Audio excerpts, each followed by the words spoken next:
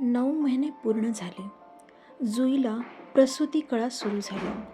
तिला लगेच हॉस्पिटलमध्ये नेण्यात आलं. थोड्याच वेळात प्रसूती झाली आणि तिने एका सुंदर मुलाला जन्म दिला. दोघंही सुखरूप होते. हर्ष तर आनंदाने वेडा झाला होता.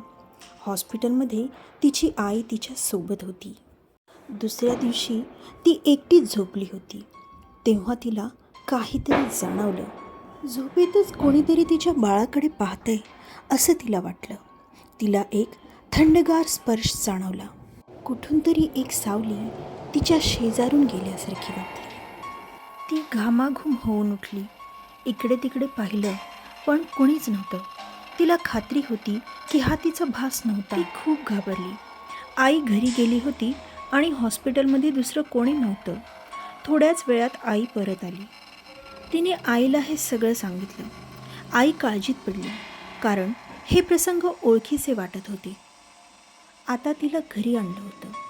गावात परतल्यावरही विचित्र गोष्टी सुरू राहिल्या. जेव्हा बाळ रडायचं तेव्हा अचानक रडता रडता थांबायचं. कोणीतरी त्याला शांत करतंय असं वाटायचं. ती एकटी असताना तिच्या भोवती सावल्या फिरायच्या. तिच्या आईला हे सहन झालं नाही. तिनं आपल्या बहिणीला म्हणजे मुलीच्या मावशीला हे सगळं सांगितलं. दोघी एका साधूकडे गेल्या. साधूने डोळे बंद केले आणि मग शांतपणे म्हणाला, ती परत आली आहे. तुमच्या मुलीची सवत अंबिका.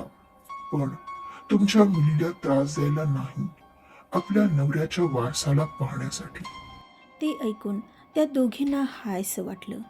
तिच्या आईने तिला सर्व सांगितलं. हे ऐकून जुईला एक एक गोष्टी आठवू लागल्या.